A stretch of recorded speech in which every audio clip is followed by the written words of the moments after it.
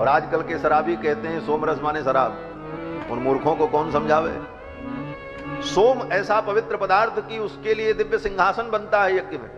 उस सोमलता को उस पर रख करके उसका आतिथ्य करते हैं, और जिस सिंहासन पर उस सोमलता को रखते हैं उसका नाम सोमा संधि होता है। ये सब हमने देखा है अपनी आंखों से, तब मैं कह रहा हूं उस यज्ञ में कैसे ये सब कार्य किए जाते हैं। तो महाराज उस सोम रस का जब ऋषि लोग पेषण कर रहे थे, उसका रस निकालने के लिए पृथु महाराज के यज्ञ में तस्मिन्नेव महायज्ञे जज्ञे प्राज्ञोथमागध,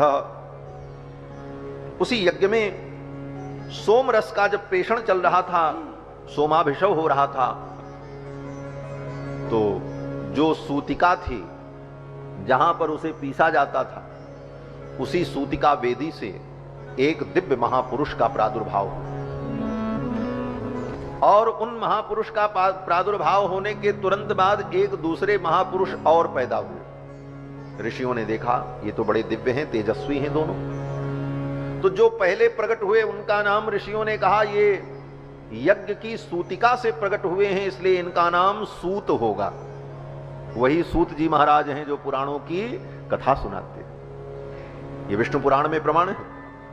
कहते हैं प्रोक्तौ तदा मुनि वरईस्ता उभौ सूतमागधौ, और जो दूसरा उत्पन्न हुआ दिव्य पुरुष उसका नाम ऋषियों ने रखा मागध। दो महापुरुष सूत और मागध उत्पन्न हुए उस यज्ञ मंडप से, सूतिका से। ये किसी मां बाप से नहीं पैदा हुआ। आजकल के बहुत से तार्किक लोग कहते हैं अरे महाराज सूत जी तो वर्ण शंकर थे और कथा सुनाते थे, इसीलिए बलराम जी ने उनको मार डाला। भागवत में कथा है ना कि बलराम जी जब तीर्थ यात्रा करने गए तो तीर्थ यात्रा करते करते नैमिषारण्य पहुंचे। नैमिषारण्य में सूत जी महाराज अपनी व्यासपीठ पर बैठ करके 88,000 शौनकादि मुनियों को कथा सुना रहे थे। तो बलराम जी आए, बलराम जी ने देखा तो बलराम जी को लगा कि अरे ये सूत हैं, और सूत होकर इनका काम तो रथ चलाना है, इनका काम तो राजा के दरबार में गुणगान करना है, और ये सब काम छोड़कर ये व्यासपीठ पर बैठ करके कथा बांच रहे हैं। ये तो मर्यादा नहीं, व्यासपीठ की मर्यादा है, इस पे कौन बैठे, कौन उपदेश करेगा, सबके लिए नहीं है। ये बात अलग है कि आज कोई भी बैठे कुछ भी करे और व्यासपीठ पर बैठ करके कुछ भी सुनाता रहे, दुनिया सुन रही, कोई किसी को रोकने वाला नहीं।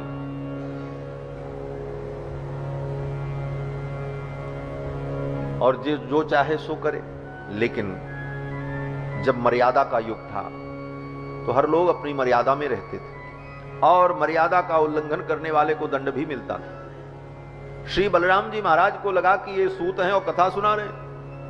बलराम जी ने अपना हल मूसल उठाया और पूछा न देखा, सूत जी को मार डाला महाराज, सूत जी को मार दिया।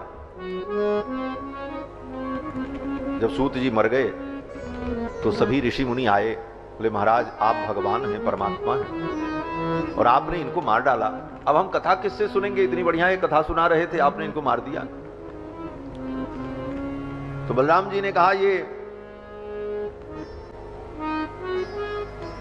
वर्ण शंकर और ये व्यासपीठ पर बैठ करके कथा सुना रहे हैं, ये मर्यादा नहीं है।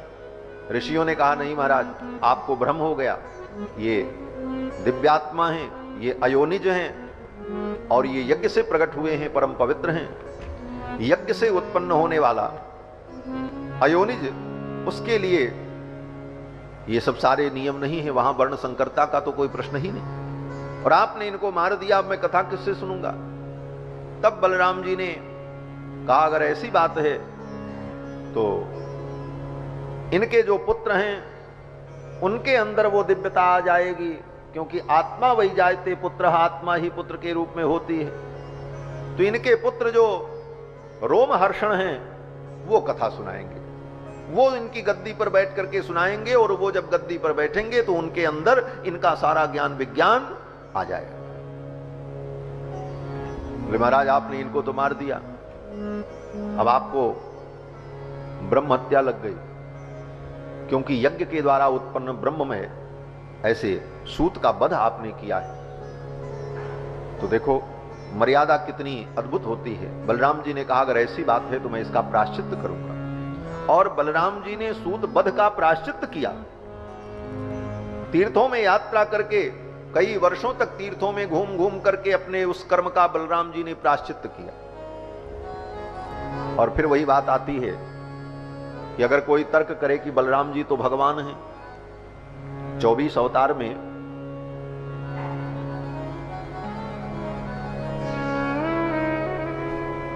बलराम जी महाराज 19वें अवतार के रूप में गिने जाते हैं। 18वां अवतार राम जी का और 19वां अवतार बलराम जी का। तो भगवान के अवतार भूत साक्षात भगवान संकर्षण, उनको भ्रम कैसे हो गया कि ये सूत हैं कि शंकर हैं, वो पहचान नहीं पाए। और फिर अगर वो भगवान हैं तो भगवान को तो कोई कर्म बंधन नहीं होता, भगवान के लिए कोई कर्म बंधन नहीं होता, ना उनके लिए कोई कर्म पाप है न पुण्य है, क्योंकि वो पाप पुण्य का विधान बनाते हैं, उस बंधन में स्वयं नहीं रहते। भगवान के लिए न कोई पाप है न पुण्य है, पुण्य पाप तो हमारे आपके लिए, भगवान पुण्य पाप से परे हैं। फिर अगर पाप नहीं है तो फिर बलराम जी ने प्रायश्चित क्यों किया? तो इन सब तर्कों के पचड़े में पड़ने की जरूरत नहीं। फिर वही बात जो मैंने पहले कहा, कथा इमास्ते कथिता मही असाम, इसमें उपदेश क्या है वो ग्रहण करना है। उपदेश ये है कि व्यासपीठ पर बैठने वाले को अपनी मर्यादा का पालन करना चाहिए, और बड़े से बड़े पद पर रहने वाले से अगर गलती हो जाए तो उसे अपनी गलती को स्वीकार करके उसका सुधार और पश्चाताप करना चाहिए। ये उपदेश है। बलराम जी ने भी उसका प्रायश्चित किया, यही इस कथा का उपदेश है। बाकी बलराम जी के लिए, बलराम जी सारी दुनिया को मार देते हैं, उनको कोई दोष नहीं लगता, तो सूत जी को मारने में उनको क्या दोष लगेगा? भाई बलराम जी ही तो संकर्षण है, और संकर्षण ही प्रलय के अधिपति हैं। संकर्षण के अंश से ही रुद्र का प्रादुर्भाव है, और रुद्र के द्वारा सृष्टि संहार होता है। तो संकर्षण भगवान जो हैं बलराम जी, वही तो संहार के देवता हैं, और प्रलय के काल में संपूर्ण सृष्टि को मार डालते हैं, तो उनको दोष नहीं लगता। तो बलराम जी सूत जी को मार दें तो कौन दोष है?